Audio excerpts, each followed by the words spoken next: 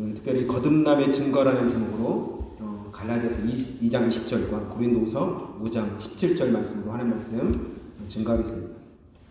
여러분, 인간은 모두 태어나면서 육체도 가지고 태어나지만 또 한 가지를 가지고 태어납니다. 그게 뭐냐면 자아입니다.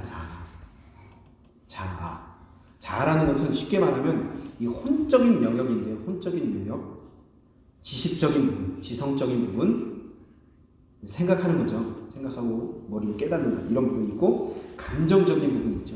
우리 아이들이 태어나면 지성적인 부분, 감정적인 부분, 이런 것들 다 가지고 태어납니다. 화도 내고, 울기도 하고, 기뻐하기도 하고, 짜증내기도 하고, 이런 감정적인 부분이죠. 마지막으로는 의지적인 부분입니다. 의지적인 부분. 내가 결정하고, 어떤 것을 결단하고, 그것을 실천할 수 있는 어떤 의지들. 그래서 이제 모든 세상 사람들은 태어나면서 육체를 가지고 태어나지만 그 안에 하나님께서 주신 것이 뭐냐면 이 자아라는 것이죠. 자아.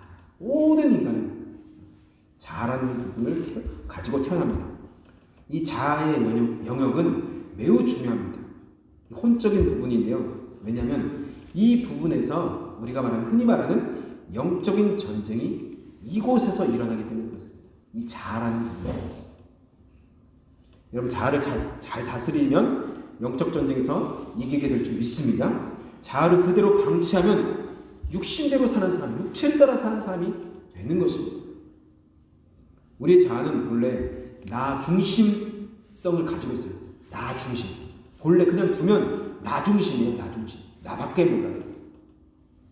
그래서 사람들은 내가 원하는 것을 배우고 싶어하고 나의 감정을 따라 살아가게 됩니다. 자기가 결정하고 자기가 행동하죠. 이렇게 의지를 가지고.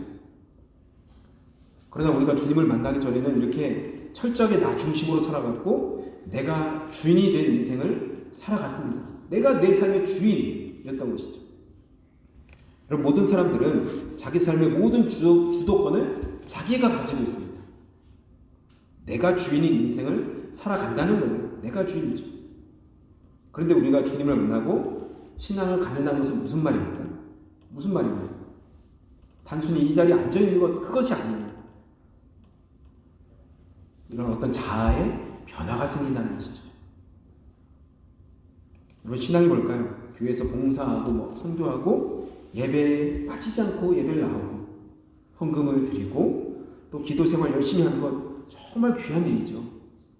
물론 이런 것들이 다 귀하지만 이런 외적인 것들 말고 우리 마음의 중심에 이 자아의 변화, 이것이 진짜 신앙이라는 것입니다.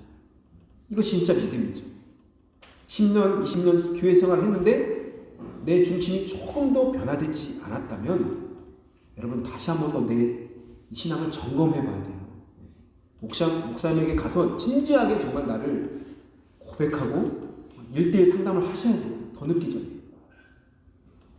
로마서 12장 2절에 보시면 이런 말씀 있죠. 한번 같이 읽어보겠습니다. 잘하는 말씀이죠. 시작. 너희는 이 세대를 본받지 말고 하나님의 선하시고 기뻐하시고 온전하신 뜻이 무엇인지 분별하도록 가라. 아멘. 여러분, 우리는 오직 마음을 새롭게 함으로 변화를 받아야 된다는 것입니다. 마음을 새롭게 함으로.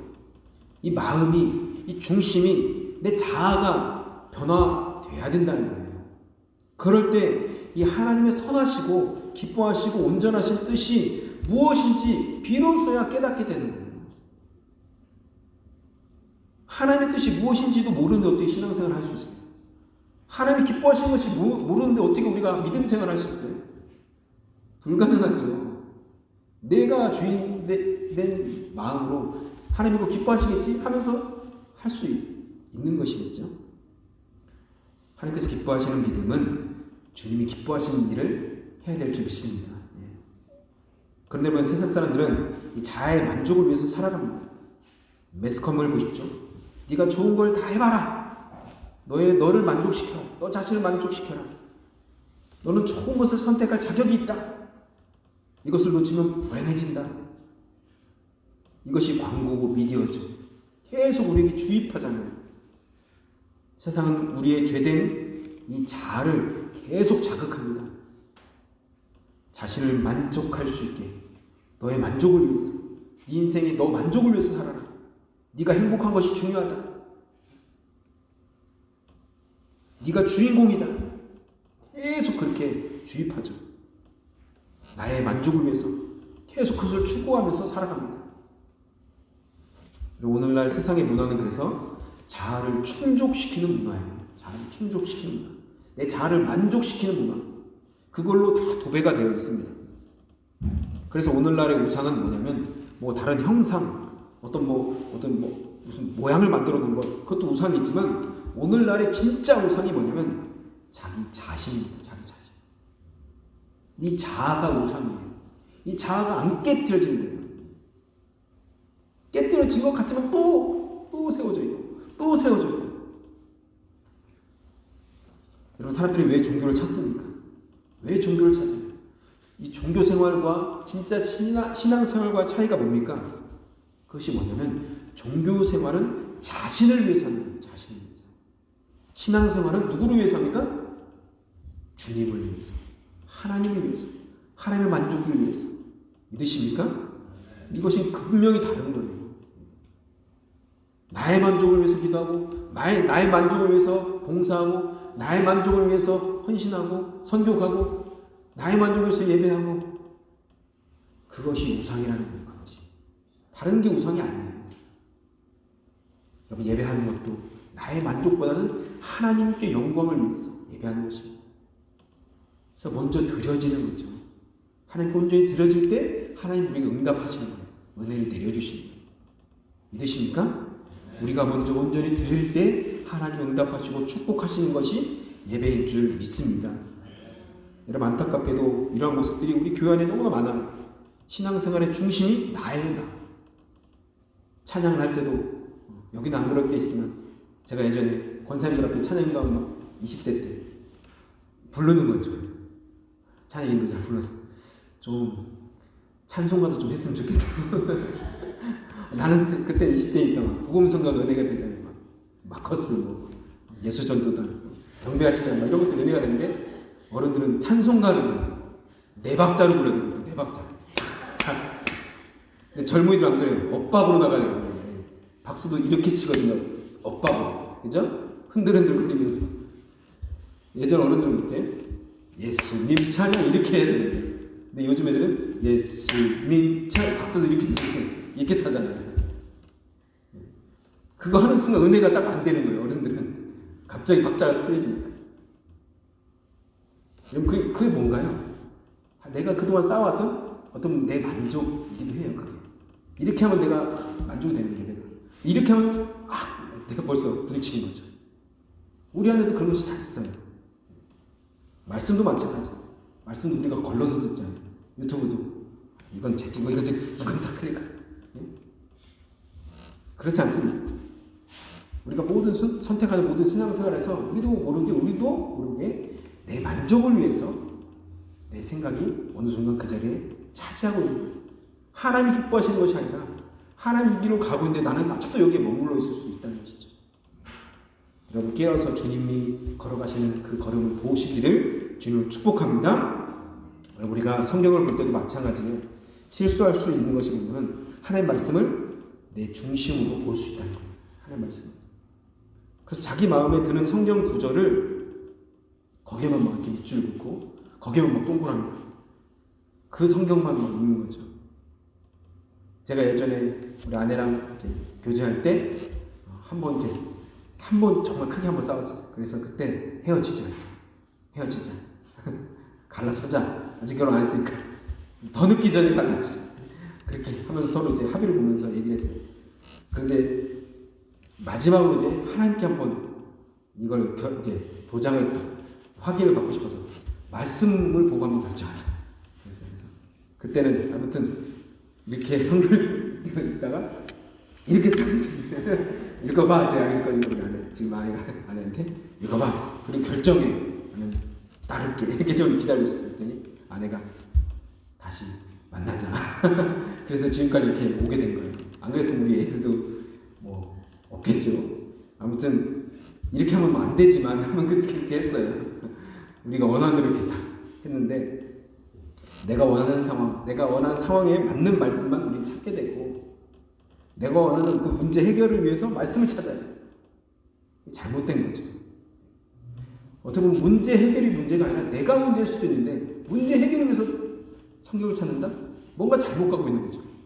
네가 고쳐야 되는데, 네가 회개해야 되는데 문제 해결이 문제가 아니거든요. 관계가 문제가 아니에요. 내가 회개하면 다 열리는 건데 우리는 어느 순간 그 문제 해결을 위해서 말씀을 보고 문제 해결을 위해서 설교를 듣고 문제 해결을 위해서 기도해달라고. 누가 주인이에요? 아직도 내가 주인인 거예요. 이 상황에 맞춰서 말씀을 찾고 그걸 보게 되고, 그래서 하나님 본래 말씀하시는 그 참된 의미와 하나님 나에게 지금 주시는 진짜 의미, 말씀을 못 듣는 거예요. 그래서 이 주파수가 안 맞으니까요. 내가 원하는 구절이 자꾸 보이고 그렇잖아요.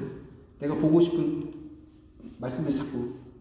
그래서 우리는 성경을 읽기 전에, 말씀을 듣기 전에 우리 이렇게 기도해요. 하나님, 내가 보고 싶고 내가 듣고 싶은 음성이 아니라 주님이 나에게 보여주고 주님이 나에게 말씀하셔서 그 음성 듣기를 원합니다. 내 마음 모든 감정 다 내려놓고 나아갑니다. 주님, 지금 나에게 말씀하여 주시옵소서. 그렇게 주 옆에 나아가시기를 축복합니다. 내가 힘들 때는 위로의 말씀만 들리잖아요. 무슨 일이 있을 때는 자신감을 주는 그 말씀이 또 나에게 막 힘이 돼요. 물론 하나님 주시는 말씀일 수 있죠. 어떤 가게에 보니까 예수를 믿지도 않는데 이런 간판이 걸려있지 않습니까? 그 안에 액자가 내 시작은 미약하나 나중은 참대하니. 예수도 안 믿고 교회 다니세요? 아니요, 안 믿는데 그 말씀이 막 거기 걸려있는 거예요. 진짜 그 말씀의 의미를 모르고 그냥 내가 갖다 붙여놓는 거예요. 그냥 뭐 잘 될 것 같은데. 시작은 좀 작게 했지만 이제 대기업이 되겠다 이런 말 아닙니까? 이제 회장이 되고 싶다. 구멍가게지만 지금은 내가 기업 사장이 되겠다. 창대하리라. 여기에 꽂히는 거죠. 그렇게 되기 위해서 얼마나 많은 십자가에 내 자신 못 박고 저 앞에 죽어지고 기도하고 그런 건 없는 거죠. 이것만 원하는 거예요. 그러니까 하나님과 안 맞는 거죠. 이것이 어떻게 보면 무상이에요. 우리가 말씀을 읽을 때 내가 말씀을 읽는 것이 아니라 여러분, 하나님이 나에게 주신 그 말씀을 들어야 될 줄 믿습니다. 그래서 말씀을 읽을 때 처음에 내가 말씀을 읽는 것 같지만 어떻게? 결국엔 말씀이 나를 읽는 거예요. 성경이 나를 읽어요. 네가 이걸 잘못했어. 내 죄를 자꾸 드러내잖아. 다른 사람이 아니에요. 나를 보게 하는 것이 성경입니다.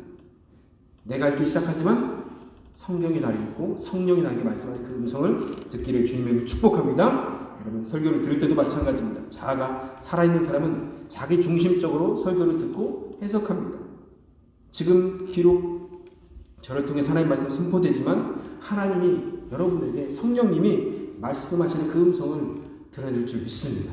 그 음성을 듣고 여러분, 만약 혹시라도 내 마음에 찔림이 있다면 복된 거예요. 믿으십니까? 그게 복된 인생이에요. 나를 자꾸 만족시켜주고 너무 좋다 더 좋다. 오히려 그것이 위험합니다. 여러분, 그 말씀이 나를 찌르고 부담되고 정말 듣기 싫다 이렇게 들릴지라도 그 말씀에 붙들고 기도하면 하나님께서 나를 고치시고 나를 회복시키시고 하나님께로 나를 인도하게 되실 줄 믿습니다. 하나님의 말씀은 그런 거예요. 날과 칼처럼 나를 찌르는 거예요. 말씀은. 왜? 난 육신이 가졌기 때문에 나는 내 자아가 있기 때문에 그 말씀이 나를 항상 부딪히죠. 안 부딪힐 수가 없는 것입니다. 여러분, 그 말씀을 들으시고 주 앞에 고침을 받기를 주님 축복합니다. 그래서 나 중심이 아니라 하나님 중심으로 사시기를 축복합니다. 여러분, 왜 자유주의가 나왔나요? 자유주의. 그 인간의 지성이 주인이 될 때, 성경을 읽을 때도 이 지성으로, 머리로 읽기 때문에 이 지성이 신이 되는 거예요. 그것이 바로 자유주의라고 하는 거죠. 자유주의. 그래서 인간의 지성이 주인이 되고 성경도 그 머리로 해석하는 거예요. 머리로. 그것이 자유주의라고 하는 거예요. 이 미국과 북미에도 너무나 많죠. 자유주의가. 그래서 여러분, 신학교도 잘 보내야 되고 아무데나 보냈다가는 들어갈 때는 목사로 들어갔다가 나중에 나올 때는 불신자가 되어서 나와요. 그런 말 있잖아요. 신학교 1학년 때는 목사래요. 신학교 2학년 때는 장로, 3학년 때는 집사, 4학년 졸업할 때는 평신도, 졸업할 때는 무교, 불신자가 돼서 나옵니다. 왜요? 이런 자유주의를 자꾸 공부하다 보니까 머리로 자꾸 그걸 자꾸 이해하려고 했다. 어떻게 돼요? 성경을 자꾸 쪼개는 거예요. 쪼개고 이건 하는 말씀 아니고 이거 저건 아니고 이것만 하는 말씀이네. 이것만 예수님 말씀이네. 성경에 볼 게 없어요. 그러면 이 복음서도 다 뭐 갖다 붙여 놓은 거라고 하면서 성경의 권위로 막 떨어뜨려 버리는 거죠. 머리로 자꾸 이해하는 것이죠. 그래서 자유주의가 주장한 것이 뭔지 한번 들어보세요. 떨기나무가 모세가 떨기나무에서 그 하나님의 놀라운 임재를 경험하잖아요. 이 떨기나무는 자연적으로 어떤 전기가 발생해서 전기 현상입니다. 이걸 영적으로 해석 안 하는 거예요. 머리로. 불기둥, 구름기둥. 이것은 어떻게 해석하냐면 그 지역에 화산 현상이 일어난다. 화산 폭발이 일어나서 잠시 그렇게 막 보였던 것이다. 그래서 밤에도 막 이렇게 불기둥. 나일강에 막 피가 변하고 이런 거 있잖아요. 피가 변하고. 모세 통해서 기적이 나일강이 가끔씩 범람할 때 진흙탕이 되기 때문에 이렇게 피로 보였을 수 있다. 이렇게 해석하는 거예요. 자유주의. 만나도 나무에서 뭔가 나오는 어떤 분비액이었다. 나무에서 이런 분비액. 하나님 내려주신 것이 아니라 분비액이다. 홍해도 갈대가 밑에 있어서 거기서 걸어갔다. 제가 지난번에 말씀드렸는데 갈대밭에 그렇게 걸어갔는데 애국 군대는 갈대밭에서 코를 박고 죽었습니다. 해석이 안 되죠. 말이 안 되죠. 메추라기도 참 웃겨요. 메추라기가 지쳐서 철새들이 지쳐서 거기서 걸렸거든요. 지쳤다. 예수님의 기적들도 그 눈 먼 그 사람들이 실제로는 시력이 조금 부유한 사람입니다. 참 해석이 그냥 말을 만들려고 하니까 이렇게 하는 거예요. 그때 갑자기 시력이 조금 안 좋았는데 그때 좋아졌다는 거예요. 오병이어나 물 위를 걸으시는 것, 풍랑이라서 잠잠케 하는 것, 이건 이제 어떤 표현이 안 되잖아요. 그런데 이건 그냥 영적인 표현이었다. 영적인 표현. 실제는 아니고 영적인 의미다. 이해가 가시죠? 무슨 말인지. 성경에 믿을 게 없는 거예요. 이렇게 하면. 여러분 성경을 읽을 때는 믿음으로 읽어야 될 줄 믿습니다. 머리로 읽는 것이 아닙니다. 성령이 깨닫게 할 때 믿음으로 읽을 때 무리를 걷는 예수님도 보이는 거예요. 오병이어 믿어지게 되는 것입니다. 창세기 1장 1절을 믿으면 모든 것이 믿어지게 되는 거예요. 천지 하나님 천지를 창조하셨다. 주님이 창조하셨는데 물이 못 걷으시나요? 오병이어 아무것도 아니죠. 천지를 만드셨는데. 여러분 성경을 읽을 때 믿음으로 읽으시기를 주님의 축복합니다. 여러분 성경은 하나님께서 사람의 역사를 기록하신 것입니다. 성경은 하나님께서 하나님의 역사를 기록한 거예요. 사람의 역사처럼 보이지만 사람이 이렇게 했고 이렇게 보이지만 하나님의 역사를 기록한 것입니다. 믿으십니까? 네. 아브라함의 이야기는 단지 아브라함의 이야기가 아닙니다. 아브라함 되게 하신 하나님의 이야기라는 것입니다. 하나님이 주어인 거예요. 아브라함의 생애 속에서 하나님을 빼면 아브라함은 아무것도 아닌 거예요. 성경에 나오는 어떤 인물도 마찬가지입니다. 하나님을 빼버리면 아무것도 아니라는 것입니다. 우리 인생도 마찬가지입니다. 하나님이 중심이십니다. 믿으십니까? 하나님이 주어예요. 하나님이 나를 통해서 이렇게 하신다. 하나님이 너를 통해서 이렇게 하신다. 하나님을 빼면 아무것도 남지 않는 것이죠. 그래서 여러분 건강한 신앙이 되려면 자기 중심에서 빠져나와서 하나님 중심으로 살아야 될 줄 믿습니다. 아멘. 그러기 위해서 우리는 반드시 우리의 중심이 이동돼야 돼요. 중심이 이동돼야 돼요. 무게 중심이 바뀌어야 돼요. 우리 중심은 자아의 주인, 내 주인이 바뀌어야 된다는 거예요. 하나님께서 나의 삶의 주인이 되어 주셔야 된다는 것입니다. 우리 삶의 주인이 바뀌지 않으면 우리 삶에 아무런 변화가 없는 거예요. 하나님이 주인이세요. 믿으십니까? 하나님께 묻고 하나님의 뜻대로 살아야 되는 거예요. 갈라디아서 2장 20절 말씀 보십시오. 내가 그리스도와 함께 십자가에 못 박혔나니. 여기서 십자가에 못 박혔다는 그것은 누굽니까? 이 나는 누구입니까? 죄된 내가 못 박혔다는 거예요. 죄된 나. 우리의 중심이 이동하려면 이 주인이 바뀌어야 됩니다. 죄된 나가 이 자아가 십자가에 못 박혀야 된다는 것입니다. 예수님께서 내 죄 때문에 십자가를 못 박으셨습니다. 이 죄가 무슨 죄입니까? 쉽게 말해서 내 맘대로 사는 것입니다. 내가 왕이 되어서 내 삶 맘대로 살았던 그 인생, 그것이 죄예요. 그 죄의 특징이 뭡니까? 나 중심이죠. 나 중심. 그래서 죄인은 하나님을 원하지 않습니다. 내가 왕인데 통제받는 걸 싫어하는 것이죠. 또 다른 왕이 들어온다? 싫은 것입니다. 그래서 전쟁이 일어나는 것이죠. 자신이 왕이 되고 싶고 맘대로 살고 싶고 심지어 신이 되고 싶은 것이 인간의 본성입니다. 자기 중심성을 고집하면 내가 왕, 이것을 고집하면 어떻게 되냐면 결국에는 하나님의 심판을 받고 하나님과 대립하게 되는 거예요. 예수님께서는 우리의 신앙의 모델이십니다. 예수님은 우리 신앙의 모델이세요. 예수님께서는 하나님의 뜻 앞에 완전히 굴복하셨습니다. 그분이 모델이세요. 예수님께서 겟세마네 동산에서 이렇게 기도하셨죠. 우리 잘 아는 기도죠. 마태복음 26장 39절 한번 같이 읽겠습니다. 시작. 나의 원대로 마시옵고 아버지의 원대로 하옵소서. 여러분, 하나님 아버지의 뜻이 압축된 것이 십자가입니다. 하나님께서는 아들을 십자가 죽게 하시려고 이 아들을 세상에 보내셨습니다. 그래서 십자가에서 죽는 것이 이 예수님의 하나님의 아들의 사명이었고 하나님의 진짜 뜻이었습니다. 이 하나님의 아들이신 예수님은 자신의 이 생각보다, 자신이 원하는 것보다 뭐예요? 아버지의 뜻대로 되기를 원합니다. 순종하셨습니다. 그렇게 기도할 뿐만 아니라 그 길을 진짜 가셨습니다. 예수님께서 우리에게 자아가 죽는 것이 무엇인지를 보여주신 것입니다. 죽는 것이 무엇인지를 보여주신 것입니다. 말씀에 순종하는 것이 무엇인지를 알게 하셨습니다. 예수님을 따라간다는 것이 그것입니다. 바울을 보세요. 빌립보서 1장 21절에 보시면 내게 사는 것이 그리스도니 죽는 것도 유익함이라 고백합니다. 이 고백이 바로 진짜 자아가 죽은 사람들의 모습이고 고백이라는 것입니다. 내게 죽는 것이 이제 그리스도니 죽는 것도, 내게 사는 것이 그리스도니 죽는 것도 유익하다. 바울은 중심이 완전히 이동된 사람이었습니다. 사도 바울은 자신의 목표가 이제 없습니다.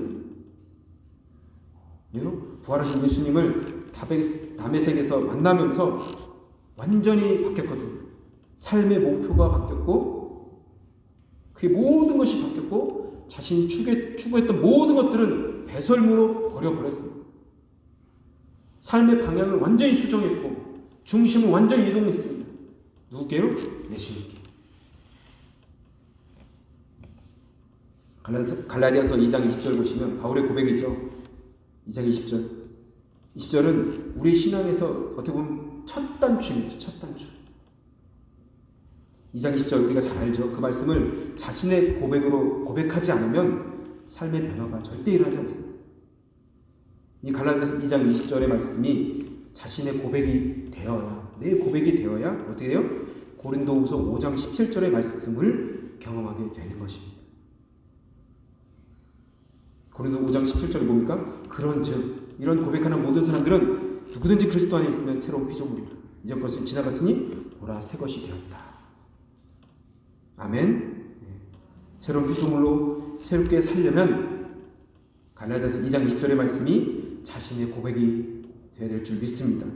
2000년 전에 예수님께서 십자가에 못 박히셨을 때 나도 동일하게 죽었다고 고백할 수 있어야 됩니다. 그리고 그리스도와 함께 십자가 못 박혀 죽은 것을 계속해서 우리는 경험해야 돼요. 그래서 예수님의 십자가가 나의 습관이 돼야 되는 것입니다. 갈라디아서 2장 20절 보시면 다시 한 번 더 고백할까요? 시작. 내가 그리스도와 함께 십자가에 못 박혔나니 그런즉 이제는 내가 사는 것이 아니요 오직 내 안에 그리스도께서 사시는 것이라. 이제 내가 육체 가운데 사는 것은 나를 사랑하사 나를 위하여 자기 자신을 버리신 하나님의 아들을 믿는 믿음 안에서 사는 것이라. 아멘.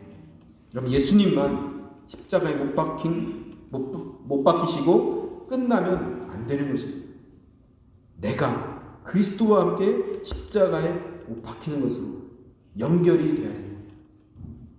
또한 내 안에 사시는 그 예수님은 부활해서 지금도 내 안에 살아계신 성령입니다.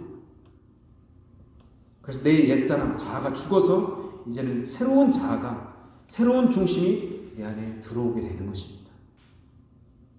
옛 자아는 죽고 이제는 부활하신 주님과 함께 새로운 자아가 생기게 되는 것입니다. 그래서 고린도후서 5장 17절에 보시면 그런즉 누구든지 그리스도 안에 있으면 새로운 피조물이라 이전 것은 지나갔으니 보라 새 것이 되었도다, 그렇게 선포하고 있는 것입니다. 이것은 개조된 내가 아닙니다. 트랜스폼이 되는 것이 아닙니다. 변형된 것이 아니에요. 있는 것에서 다 어떻게 바꾸는 것이 아니라 그것은 다 허물어버리고 죽어지고 새롭게 만들어지는 거예요. 그게 다시 태어난다는 것이죠. 새로운 피조물이라는 것입니다. 그 새로운 피조물은 이제는 내가 주인이 아닌 거예요. 그리스도가 주인인 삶을 살아가게 되는 것입니다. 중심이 완전히 바뀌어버린 거예요. 외모가 바뀌는 것이 아니라 중심이 바뀌는 거예요. 물론 외모도 바뀝니다. 예수를 만나면. 왜요? 내 마음의 중심이란 이 의자에 예수님이 앉으셨거든요. 그전에는 내가 앉아 있었어요. 그 의자에. 사형리에 그런 게 나오거든요. 의자에 내가 앉아서 있다가 주님을 영접하면 주님이 그 의자에 앉게 하는 거예요. 왕으로. 우리가 운전할 때도 그런 거 있잖아요. 핸들을 누구에게 잘 안 맡기죠. 남편들은 잘 안 줘요. 그죠? 저도 잘 안 주거든요. 제가 하는 게 좀 편하니까. 이걸 맡기면 불안하잖아요. 근데 우리 주님께 그 핸들을 맡기는 거예요. 인생의 삶을. 핸들을 주님, 내 핸들 잡으세요. 저는 그냥 그 옆에 타고 있겠습니다. 그게 주님을 영접하는 것이죠. 주님을 주인으로 섬기는 것입니다. 그래서 그리스도와 함께 죽었다면 이전의 삶은 더 이상 없는 것입니다. 지금 살아있는 나는 이전의 내가 아닙니다. 그리스도께서 십자가에 못 박혀 죽으셨을 때 이전의 나도 죽었기 때문입니다. 믿으십니까? 내가 죽지 않고 옛사람 그대로 있다면 어떻게 될까요? 옛사람 그대로 있다면 그 옛사람은 심판받아야 됩니다. 하나님의 진노가 임하는 거거든요. 그 옛사람에게. 그런데 그리스도와 함께 그 옛사람 심판의 대상이 죽었거든요. 심판받았거든요. 믿으십니까? 믿으세요? 이해하시는지 모르겠어요. 믿으십니까? 그 심판받아야 될 내 옛사람이 그대로 가지고 가면 심판받아요. 근데 그리스도와 함께 십자가에 못 박고 죽어버렸어요. 심판받았거든요. 그래서 이제 난 심판 대상자가 아니에요. 할렐루야. 이게 놀라운 진리예요. 새로운 자가, 새로운 사람이 생기는 거예요, 내 안에. 이제 나는 더 이상 심판에서 자유로워지는 거예요. 그리스도 안에서 자유케 되는 것입니다. 그리스도와 함께 죽었기 때문에. 근데 죽은 것이 아니라, 죽은 걸로 끝난 것이 아니라 그리스도와 함께 또 살아났어요. 새로운 피조물이 들어오는 말이에요. 새 영이 들어와서 성령과 함께 다시 살게 되는 존재가 된 것입니다. 할렐루야. 그래서 이제는 우리는 혼자가 아니에요. 혼자가. 우리 안에 그리스도가 함께 사십니다. 믿으십니까? 내 중심에 주님이 왕으로 오셨어요. 주님께 내 모든 것을 드렸습니다. 그분과 함께 더불어 먹고 마시는 거예요. 주님께 묻고 주님의 대답을 듣고 주님 또 말씀하시고 또 듣고 또 묻고. 여러분, 그래서 우리가 이렇게 고백해야 됩니다. 한번 같이 고백해 볼까요? 그리스도께서 우리 안에 사십니다. 그리스도께서 우리 안에 사십니다. 같이 한번 고백합니다. 시작. 그리스도께서 우리 안에 사십니다. 또 한번 같이 고백합니다. 그리스도께서 나의 중심에서 내 삶을 주도하십니다. 그리스도께서 나의 새로운 주인이 되셨습니다. 그리스도께서 내 안에 사시고 내 삶을 주도하시고 내 주인이 되셨다는 이 고백을 매일매일 하시기를 축복합니다. 아멘. 그런데 우리가 아직도 육체를 입고 있기 때문에 이것이 문제예요. 우리가 아직도 옛 육체를 입고 있기 때문에 이 옛 본성을 기억하고 있거든요. 육체가. 옛사람을 기억해요. 그래서 자꾸 딸려가는 거예요. 그쪽 육체를 알거든요. 옛 주인으로 자꾸 가려고 해요. 그래서 사도 바울이 고백하는 거예요. 로마서 7장 21절에 우리 앞에 성경이 있는데요. 로마서 7장 21절 같이 한번 읽겠습니다. 시작. 그러므로 내가 한 법을 깨달았노니 곧 선을 행하기 원하는 나에게 악이 함께 있는 것이로다. 내 속사람으로는 하나님의 법을 즐거워하되 내 지체 속에서 한 다른 법이 내 마음의 법과 싸워 내 지체 속에 있는 죄의 법으로 나를 사로잡는 것을 보는도다. 오호라 나는 24절 곤고한 사람이로다. 이 사망의 몸에서 누가 나를 건져내랴. 우리 주 예수 그리스도로 말미암아 하나님께 감사하리로다. 그런즉 내 자신이 마음으로는 하나님의 법을 육신으로는 죄의 법을 섬기노라. 이해가 가십니까? 이 말씀이 영적으로 거듭난 사람은 이런 말씀들이 다 이해가 되는 거예요. 헬라어 보고 이렇게 안 해도 이해가 다 돼요. 믿으십니까? 바울 안에 두 가지 법이 있는 것을 알았어요. 바울 거듭나고 나니까 하나는 하나님이 기뻐하는 법이 있었어요. 이 성령은 하나님의 법을 기뻐하는 이 법이 쫓아가는 그 성령, 그리고 하나는 육신의 법을 쫓아가는 이 다른 법, 옛사람을 쫓아가죠. 그래서 너무 괴로운 거예요. 그래서 사도 바울이 고백하죠. 나는 망하게 되었다. 근데 8장에 바울이 고백하죠. 승리하는 고백. 8장 1절부터 2절입니다.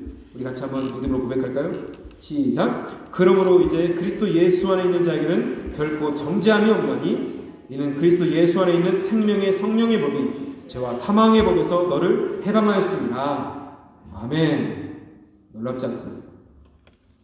이게 바로 승리하는 비결입니다. 유일한 방법입니다. 간단히 말씀드리면 성령의 법칙을 따라 살아갈 때 우리는 승리할 수 있는 것입니다. 성령의 인도함을 받고 성령과 동행할 때만이 우리의 인생 가운데 하나님 기뻐하시는 걸음을 걸어갈 수 있게 되는 것입니다. 그래서 우리는 매일매일 성령과 대화하고 성령님을 인정하고 성령님께 묻고 성령님께 듣고 기도하고 말씀으로 나갈 때 성령께서 인도하시는 그 걸음을 걸어가게 될 줄 믿습니다. 가장 좋은 선물인 성령님과 동행하는 복된 인생이 되기를 축복합니다. 여러분, 심판받았다는 그 옛사람은 죽었습니다. 아멘. 믿음으로 선포하시길 바랍니다. 십자가와 함께 옛사람은 죽었습니다. 그리고 우리는 성령으로 말하면 새 사람이 우리 안에 들어와서 새 사람으로 사는 것입니다. 새로운 자아가 우리 안에 새긴 것입니다. 성령과 동행함으로 승리하는 인생 되기를 주님의 이름으로 축복합니다. 아멘. 같이 한번 마지막